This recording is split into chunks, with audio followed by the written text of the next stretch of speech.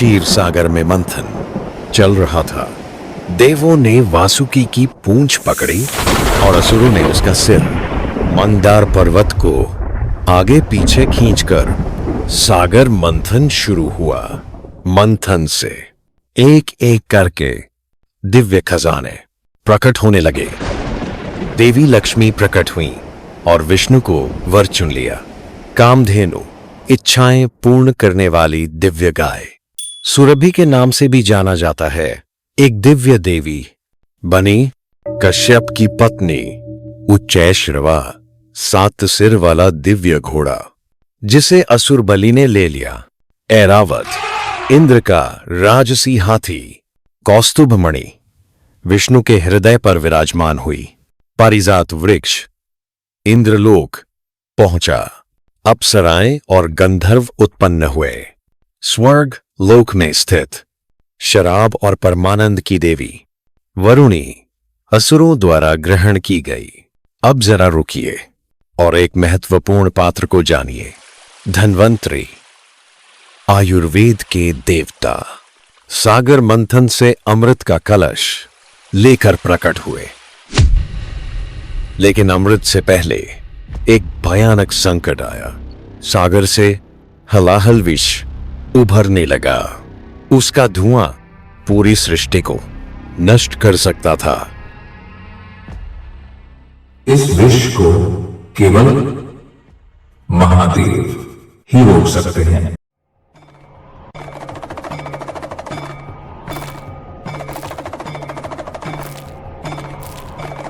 सृष्टि की रक्षा के लिए भगवान शिव आगे आए।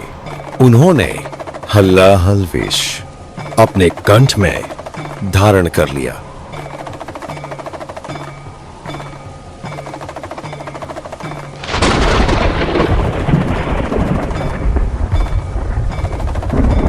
नाथ, मैं इसे आपके हृदय तक नहीं जाने दूंगी।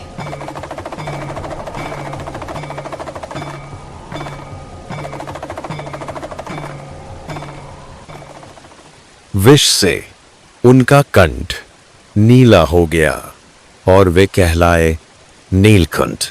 यही घटना महाशिवरात्रि का आध्यात्मिक आधार है। अंततः धन्वंतरि प्रकट हुए। उनके हाथों में अमृता का अमृत कलश था और उसी क्षण अमृत के लिए देवताओं और असुरों के बीच संघर्ष शुरू हो गया। जयंत, इंद्रदेव के पुत्र, अमृत कलश लेकर 12 दिन भागा। असुरों ने 12 दिनों तक जयंत का पीछा किया।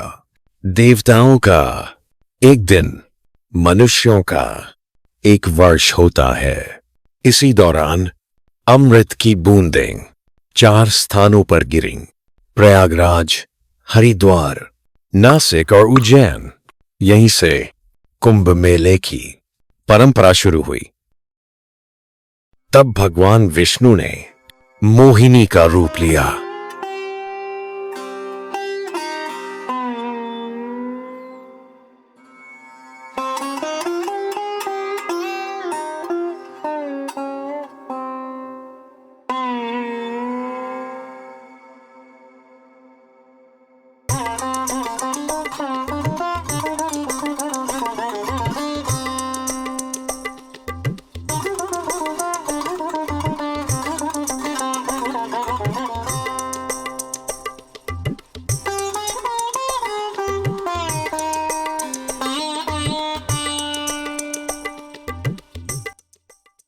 मैं न्याय से अमृत बांटूंगी।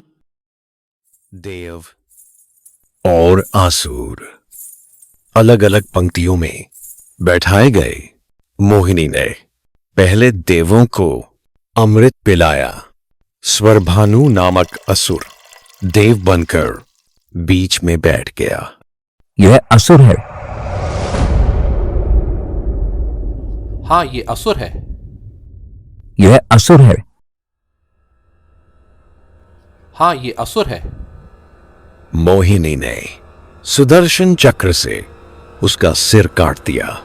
सिर बना राहु, धड़ बना केतु, इसी से राहु और केतु छाया ग्रह बने, तभी से सूर्य और चंद्र पर ग्रहण का कारण बने।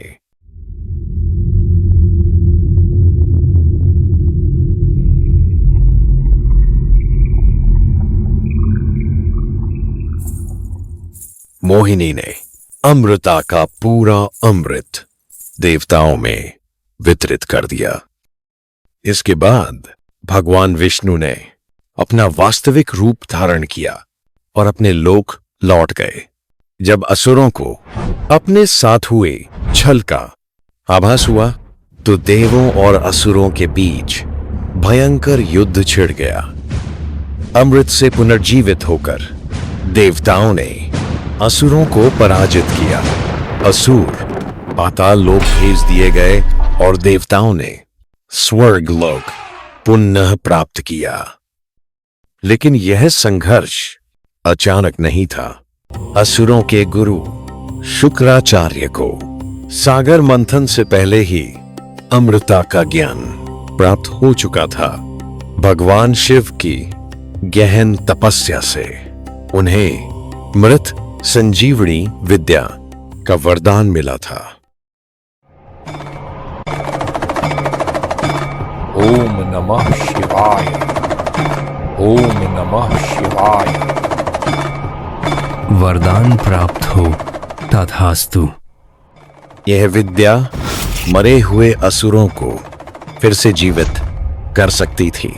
इसी कारण ब्रह्मांडीय संतुलन बनाए रखने के लिए देवताओं को सबसे पहले अमृत की आवश्यकता थी। यह ब्रह्मांड का एक शाश्वत नियम है। जब कोई एक पक्ष अत्यधिक शक्तिशाली हो जाता है तो ब्रह्मांड संतुलन बहाल करने का मार्ग खोज लेता है। अमृत खोने के बाद भी असुर पूरी तरह समाप्त नहीं हुए। वे युगों में विभिन्न रूपों में पुनः प्रकट होते रहे। हिरण्यकश्यप, जिसे विष्णु के नरसिंह अवतार ने हराया। सम्राट बलि, एक शक्तिशाली और धर्मी असुर, जिसे वामन अवतार ने संतुलन में रखा। तारकासुर, जिसे केवल शिव पुत्र कार्तिकेय ने पराजित किया। यही है हिंदू ब्रह्मांड विज्ञान का निरंतर चक्र। असुर शिव से वरदान पाते हैं और विष्णु संतुलन स्थापित करते हैं। सागर मंथन केवल एक कथा नहीं है। ये अराजकता और व्यवस्था, त्याग और कृपा, शक्ति और संतुलन के बीच अनंत संघर्ष का प्रतीक है। महाशिवरात्रि और कुंभ मेला हमें यह स्मरण कराते हैं कि भक्ति, ज्ञान और धैर्य के साथ हम भी अपने जीवन के सागर को मंथन कर सकते हैं और अपने भीतर अमृत, परम सत्य को प्राप्त कर सकते हैं।